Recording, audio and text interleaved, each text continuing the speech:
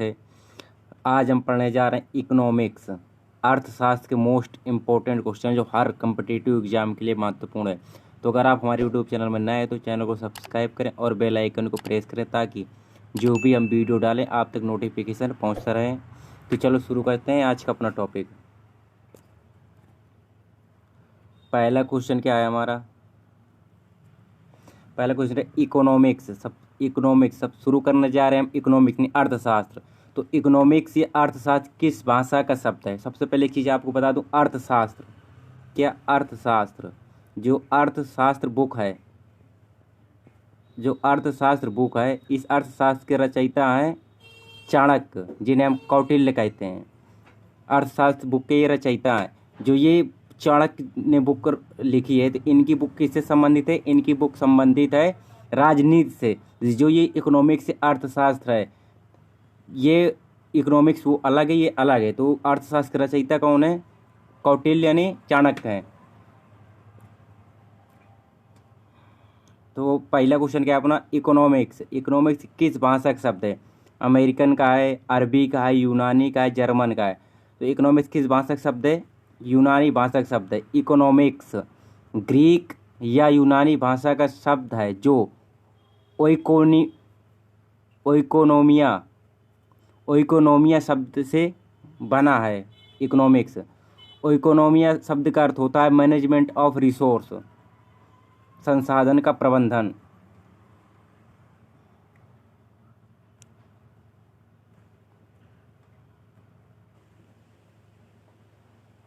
आज का हमारा दूसरा क्वेश्चन कौन सा? अर्थशास्त्र के जनक यानी फादर ऑफ इकोनॉमिक्स कौन है? Abhijit Banerjee, Adam Smith, Herodotus, James Keynes. Father of economics कौन है? Adam Smith. इनकी एडम स्मिथ सर की बुक कब आई थी? 1776 में इनकी एक बुक आई थी, द वेल्थ ऑफ नेशंस। इनमें इन्होंने इकोनॉमिक्स के बारे में बताया है। एडम स्मिथ ये कहाँ के वैज्ञानिक थे? स्कॉटलैंड के वैज्ञानिक थे एडम स्मिथ। अगला क्वेश्चन आज का, जीडीपी की फुल फॉर्म क्या होती है? Gross development product, gross domestic product, gross domestic program, green development program. तो जीडीपी फुल फॉर्म क्या होती है? ग्रोस डोमेस्टिक प्रोडक्ट, सकल घरेलू उत्पाद, ये जीडीपी की फुल फॉर्म होती है। अगला क्वेश्चन क्या? अर्थशास्त्र क्या है? अर्थशास्त्र क्या है? जब अर्थशास्त्र के सिद्धांतों को किसी भौगोलिक क्षेत्र में लागू किया जाता है तो वहाँ की अर्थव्यवस्था इकोनॉमी कहते हैं। इकोनॉमी जैसे चाइना है तो चाइनीज इकोनॉमी, इंडियन है तो इंडियन इकोनॉमी, यूपी है राज्य है तो यूपी इकोनॉमिक हो जाएगा। अर्थशास्त्र के प्रकार, अर्थशास्त्र कितने प्रकार के? दो प्रकार के, व्यष्टि अर्थशास्त्र, समव्यष्टि अर्थशास्त्र।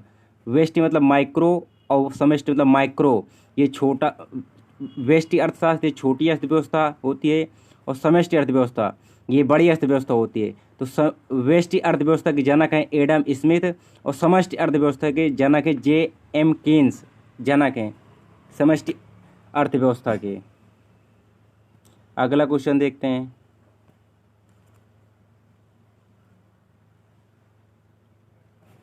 प्राथमिक क्षेत्र में किसका उत्पादन नहीं किया जाता है? आपको बताना है कि प्राथमिक क्षेत्र में किसका उत्पादन नहीं किया जाता? कृषि का, वन का, परिवहन का, पशुपालन और डेयरी का। तो आपको सबसे पहले पता होना चाहिए कि प्राथमिक क्षेत्र क्या होता है। प्राथमिक क्षेत्र क्या है? प्राथमिक क्षेत्र को भारतीय अर्थव्यवस्था की रीढ़ कहा जाता है। प्राथमिक क्षेत्र में प्राकृतिक उत्पादों का लेखांकन किया जाता है। प्राथमिक क्षेत्र में कौन कौन आते हैं? कृषि आता है, वन आता है, पशुपालन आता है, डेयरी आती है, मछली पालन, मुर्गी पालन, खनन, ये सब का ये प्राथमिक क्षेत्र के उदाहरण है। प्राथमिक क्षेत्र सबसे ज़्यादा रोजगार देता है, 51% रोजगार देता है। और जीडीपी में अब कितने हिस्सेदारी है? कुल जीडीपी में 17% यहीं से आता है। तो प्राथमिक क्षेत्र में किस उत्पादन? परिवहन किस में? तृतीय क्षेत्र में आता है। प्राथमिक क्षेत्र से कच्चा माल प्राप्त होता है अधिकतर प्राथमिक क्षेत्र में।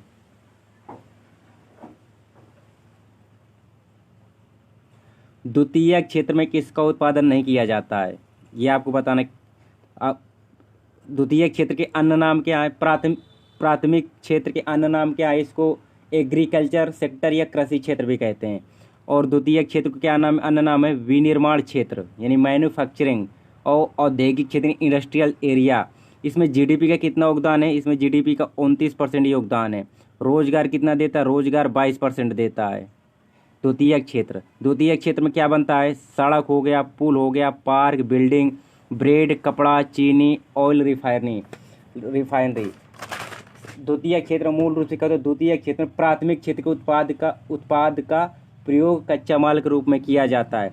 प्राथमिक क्षेत्र में क्या कच्चा माल है, तो उसका कच्चा माल जैसे चीनी से, जैसे गन्ने से क्या बन गया चीनी, तो गन्ना प्राथमिक क्षेत्र है, चीनी क्या द्वितीय क्षेत्र है।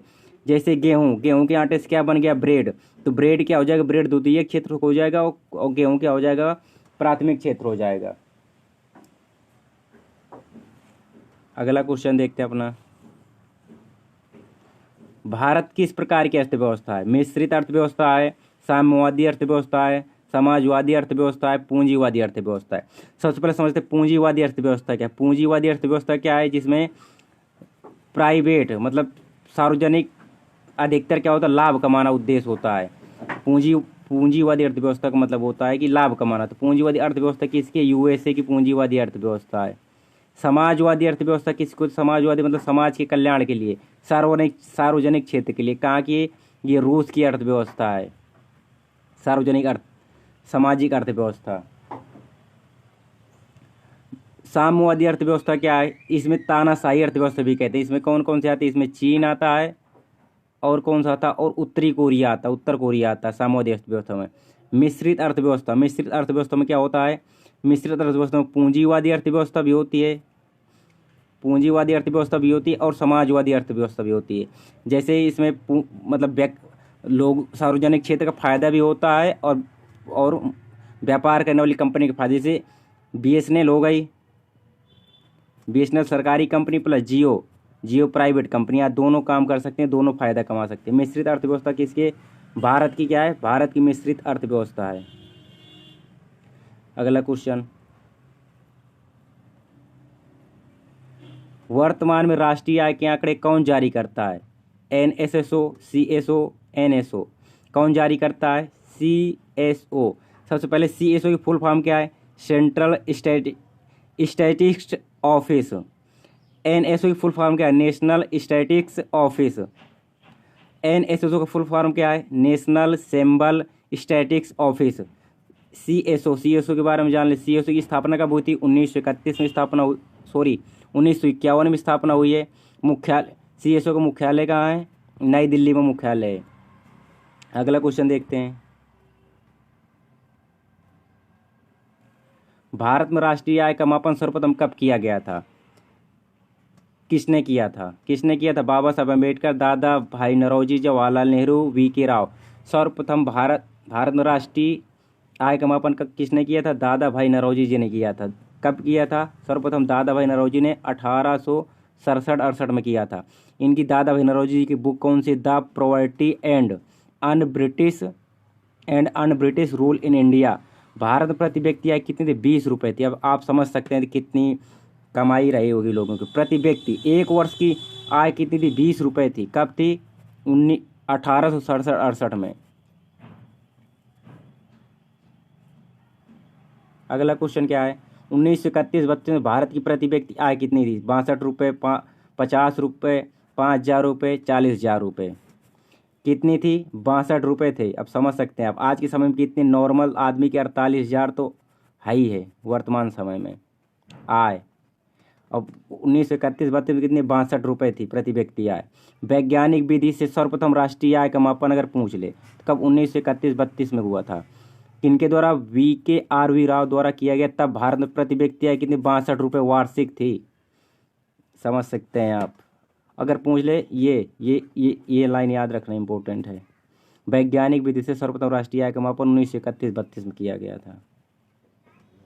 अगला क्वेश्चन देखते हैं, भारत का वित्तीय वर्ष है यानी फाइनेंशियल ईयर कब से कब तक है, 1 जुलाई से 30 जून, 1 अप्रैल से 31 मार्च, 1 जनवरी से 31 दिसंबर। इनमें से कोई नहीं। भारत का फाइनेंशियल वर्ष कितना, कौन सा है, 1 अप्रैल से 31 मार्च तक वर्ष चलता है भारत का।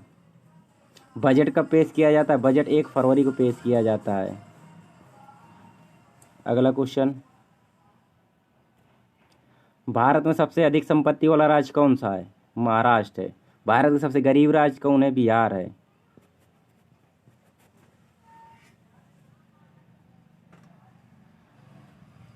भारत के पहले वित्त मंत्री कौन थे? भारत के पहले वित्त मंत्री कौन थे? आर के षणमुखम शेट्टी। ये कौन से वित्त मंत्री थे? मौलाना अबुल कलाम। ये कौन थे? ये शिक्षा मंत्री थे। भारत के पहले कौन थे? ये शिक्षा मंत्री थे पहले। सी राजगोपालचारी, ये भारत के प्रथम गवर्नर जनरल थे।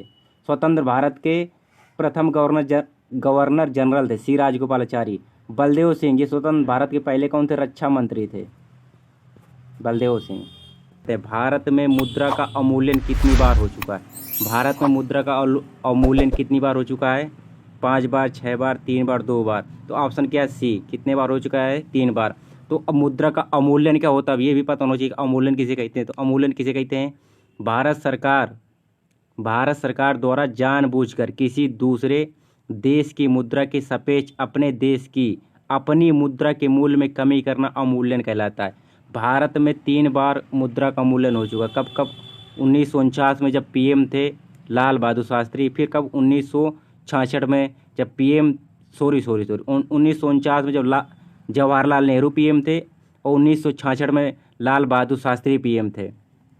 1991 में सीवी चंद्रशेखर राव प्रधानमंत्री थे और गृह मंत्री होम मिनिस्टर थे मनमोहन सिंह। तो क्या एलपीजी रिफॉर्म्स आया था। एलपीजी का मतलब लिबरलाइजेशन, प्राइवेटाइजेशन और ग्लोबलाइजेशन, ये रिफॉर्म आया था।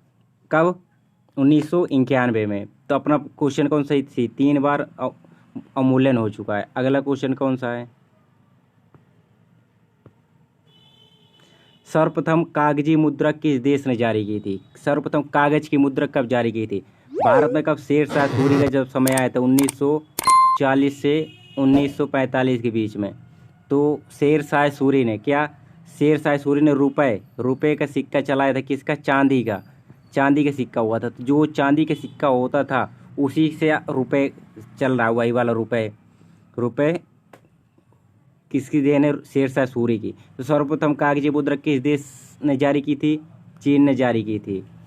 कब? 806 एडी। 806 एडी में 806 ईस्वी में चीन ने सर्वप्रथम कागजी मुद्रा को जारी किया था। अगला क्वेश्चन,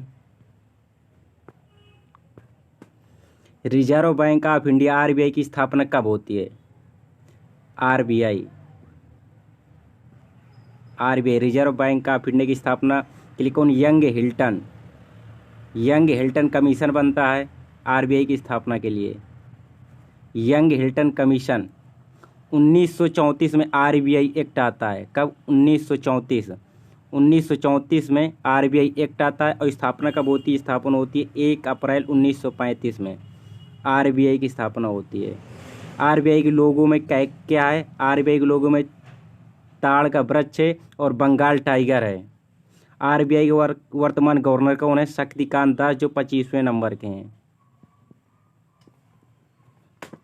अगला क्वेश्चन क्या है? Reserve bank of India RBI ने सर्वप्रथम कितने रुपए का नोट जारी किया था? आरबीआई जो है बैंक ने सर्वप्रथम कितने रुपए का सिक्का जारी किया था? 500 की नोट जारी की थी, 100 रुपये, 10 रुपये, 5 रुपये। तो आरबीआई सर्वप्रथम क्या जारी किया था? 5 रुपये की नोट जारी करी थी। आरबीआई ने जनवरी 1938 में सर्वप्रथम 5 रुपये का नोट जारी किया था। कितने का? 5 रुपये का नोट जारी किया था। और फिर फरवरी 1938 में आरबीआई ने 10,000 रुपये का नोट भी जारी किया था। 10,000 रुपये का नोट जारी किया था, 5,000 रुपये का नोट जारी किया था आरबीआई ने। फिर 1954 में 10,000 का और 5,000 का नोट बैन कर दिए थे। तो आरबीआई ने सर्वप्रथम कितने का नोट जारी किया था? 5 का। कब? जनवरी 1938 में। अगला क्वेश्चन क्या? Reserve bank of India RBI ने सर्वप्रथम सिक्के कब जारी किए थे? आरबीआई ने सब सिक्के कब जारी किए थे? 1950 में। आरबीआई ने सिक्के कब जारी किए थे? 1950 में सिक्के जारी किए थे सर्वप्रथम।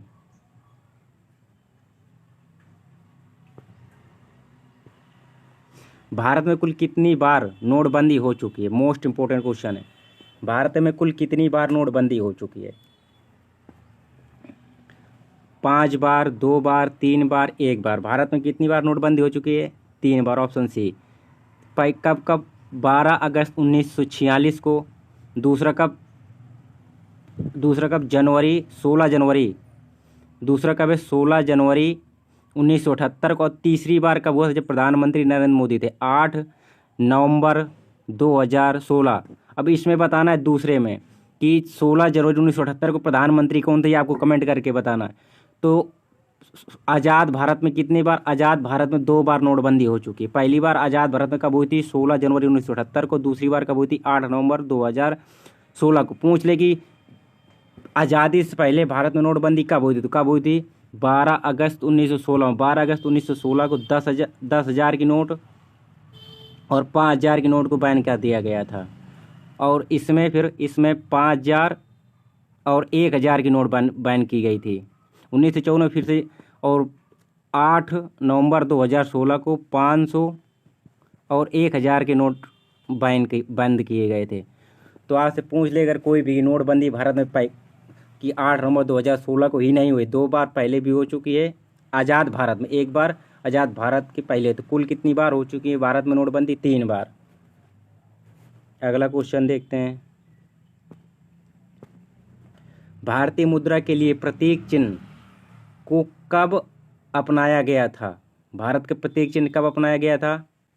1996, 2010, 2016, 1947। कब अपनाया गया था? 2010 में अपनाया गया था। आईआईटी मुंबई के छात्र डी उदय कुमार जी द्वारा भारतीय रुपये चिन्ह की डिजाइन की गई। इसे 2010 में भारत सरकार ने अपना लिया था। तो रोमन लिपि किसकी? अंग्रेजी भाषा के आर और देवनागरी लिपि हिंदी के रा से मिला करके रुपये चिन्ह बनाया गया है। ये रुपये चिन्ह है। ये अंग्रेजी के रा, रोमन के रा, देवनागरी लिपि के रा से भारतीय रुपये चिन्ह बनाया गया है। 2010 में अपनाया गया था। डी उदय कुमार ने इसका डिजाइन किया है। आईआईटी बॉम्बे के छात्र थे। अगर वीडियो पसंद आए तो वीडियो को एक लाइक कीजिए, चैनल को सब्सक्राइब कीजिए। अगला क्वेश्चन क्या है? भारतीय मुद्रा के लिए प्रतीक चिन्ह को कब अपनाया गया था? 2010 में। सॉरी, वही क्वेश्चन दोबारा आ गया।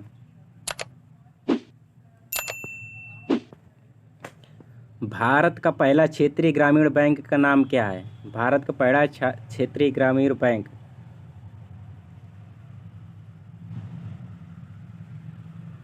कौन सा है? सेंट्रल बैंक ऑफ इंडिया है, प्रथमा बैंक है, इलाहाबाद ग्रामीण बैंक है, बंधन बैंक है। तो कौन सा है? प्रथमा बैंक है। प्रथमा बैंक पहला ग्रामीण बैंक कौन सा? क्षेत्रीय ग्रामीण बैंक कौन सा है? प्रथमा बैंक। क्षेत्रीय ग्रामीण बैंकों के लिए अधिनियम कब लाया गया था? 1976 में। क्षेत्रीय ग्रामीण बैंक अधिनियम 1976 में आया था। जो पहला क्षेत्रीय ग्रामीण बैंक था वो कौन सा था? प्रथमा बैंक था। इसकी स्थापना कहाँ की गई थी? मुरादाबाद यूपी में की गई थी। वर्तमान में क्षेत्रीय ग्रामीण बैंकों की संख्या कितनी है? 43 है। इनमें से 50% केंद्र सरकार का हिस्सा होता है, 10% राज्य सरकार का होता है और 40% वाणिज्यिक बैंकों का हिस्सेदारी होती है। सब पूछ लेता है, इंपॉर्टेंट है। प्रथमा बैंक पहला क्षेत्रीय ग्रामीण बैंक। अगला क्वेश्चन क्या है? नाबार्ड की स्थापना कब हुई थी? नाबार्ड की फुल फॉर्म सबसे पहले पूछ लेता है। National bank for agriculture and rural development, ये किसकी फुल फॉर्म है? नाबार्ड की स्थापना कब होती है? 1982 में। कब स्थापना होती है? 12 जुलाई 1982 को नाबार्ड की स्थापना होती है। शिवरामन समिति की सिफारिश पर होती है। मुख्यालय कहाँ पर इसका? नाबार्ड का मुंबई में इसका मुख्यालय है नाबार्ड का।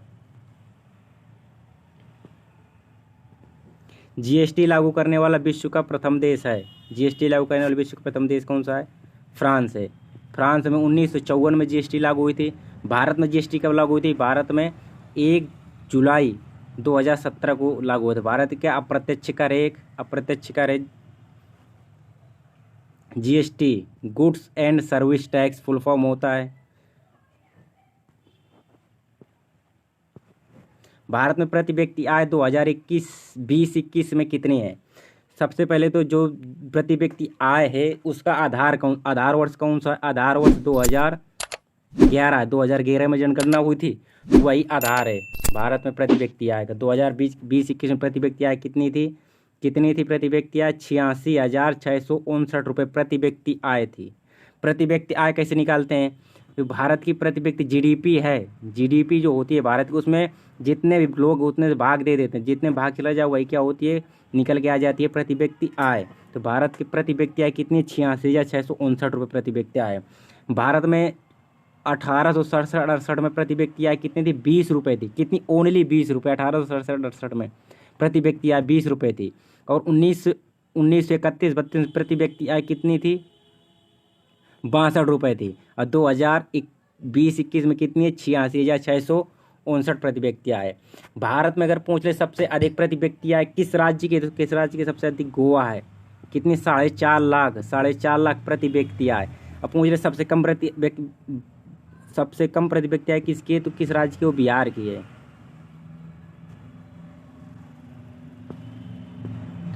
भारत में नोटों की छपाई, प्रिंटिंग प्रेस कितने जगह पर हैं? कितनी है भारत में? 4 जगह। नोटों की छपाई भारत में कितने जगह होती है? 4 जगह। 4 जगह कौन कौन से हैं? देवास मध्य प्रदेश, सलबनी वेस्ट बंगाल, नासिक महाराष्ट्र में है, और मसूरी कहाँ पर है? कर्नाटक में। 4 जगह होते हैं। और सिक्कों पर मिंट जो होते हैं वो भी कितने जगह? वो भी 4 जगह होते हैं।